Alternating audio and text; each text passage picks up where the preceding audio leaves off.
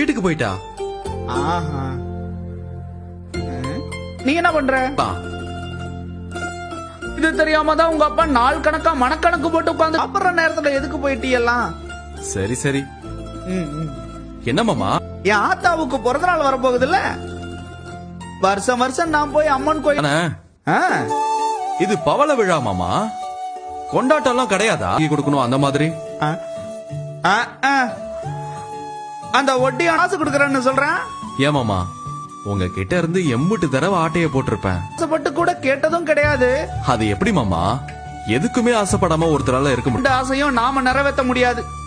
அப்படி என்ன ஆசை? அக்கா மச்சான் சொல்லுச்சு, அது அதை விட பயங்கரம். மேல போய் சேர்ந்த எங்க அப்பாவோட சேர்ந்து போட்டோ எல்லாம் எடுத்துக்கிட்டாங்க. இந்த ரெண்டு தான் என் ஆத்தாவோட ஆசையே, வேற எதுவும் இல்லையா?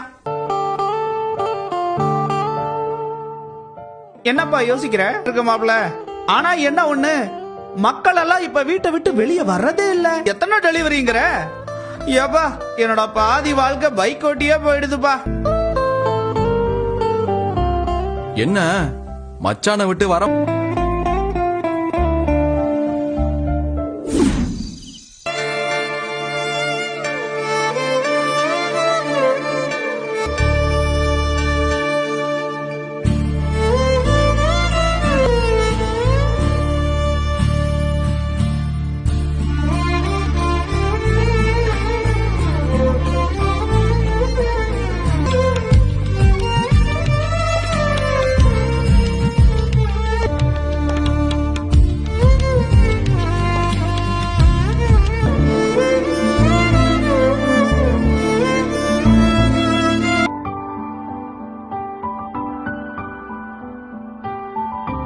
அரசி விஷயத்துல அம்புட்டு பெரிய பிரச்சனை பண்ணியாச்சு.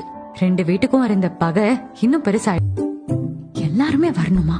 இத நான் எப்படி வீட்டுல சொல்ல முடியும்?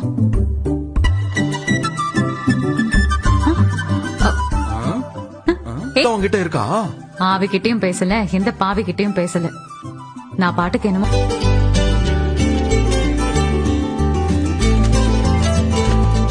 ஆமா, அம்மாச்சியோட 75வது பிறந்த நாள் வருதாமே. என்ன கேட்ட? ரெண்டு ஆசை இருக்கான், அது உனக்கு தெரியுமா? அவங்களுக்கு நிறைய ஆசை இருக்கு. தாத்தாவோட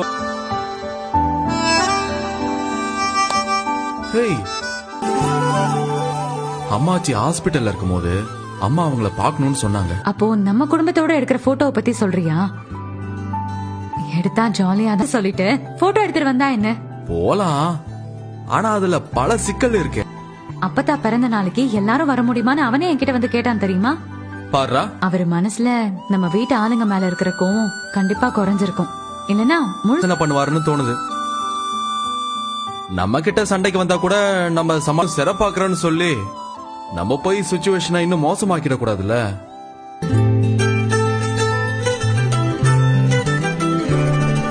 ஏன் யோசிக்காத, பாத்துக்கலாம்.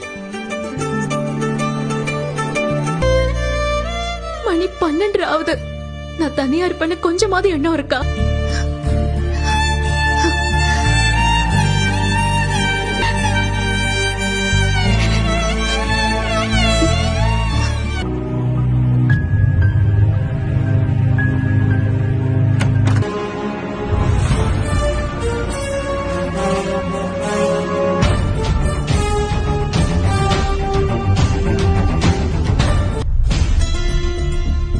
வீட்டுக்கு வந்த முதல் நாள் என்னை ஆபீஸ்க்கு போக வேணாம்னு சொல்லிட்டிய.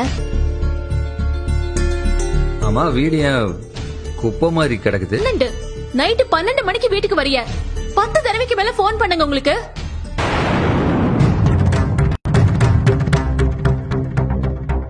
பேசுங்க.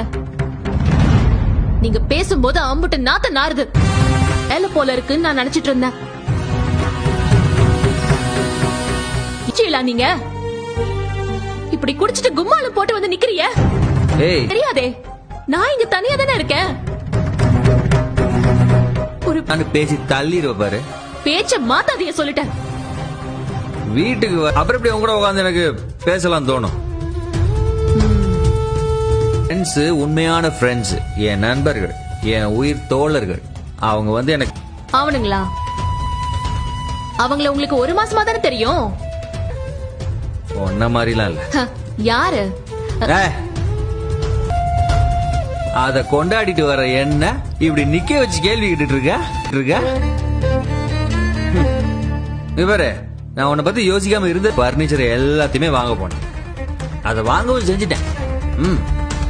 இவ வருது சும்மா பணான்னு பணம் எல்லாமே பர்னிச்சர் எல்லாத்துக்கும். இங்க பாருங்க, இந்த வீட்டுக்கு வந்ததுக்கு அப்புறம் இந்த வீட்டுக்கு என்ன செய்யணுங்கிறத கூட என்கிட்ட கேட்க நான் கத்துறதுதான் உங்களுக்கு பிரச்சனை. ஆ? காலையில உனக்கு சொல்றேன், காலையில விடியற வரைக்கும் வெயிட் பண்ணி நீ இங்கேயே. நான் எந்திரிச்சது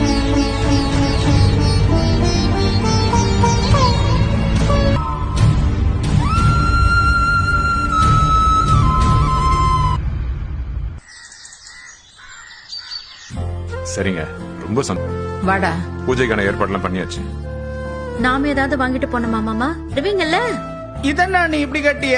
நான் வராம இப்படி குடும்பத்தோட போய் நம்ம ஆத்தாவோட பிறந்த நாளை சீரும் சிறப்புமாக கொண்டாடிட்டு வந்துருவோம். என்ன நாள்லாம் ஒண்ணும் வேண்டாம். என்ன ஏன் அத்தா மறுபடியும் ஆரம்பிக்காத? பாருங்க, நான் உறுதியா தான் சொல்றேன். எனக்கு இந்த கொண்டாட்டம் கிண்டாட்டம் எல்லாம் எதுவுமே வேண்டாம்.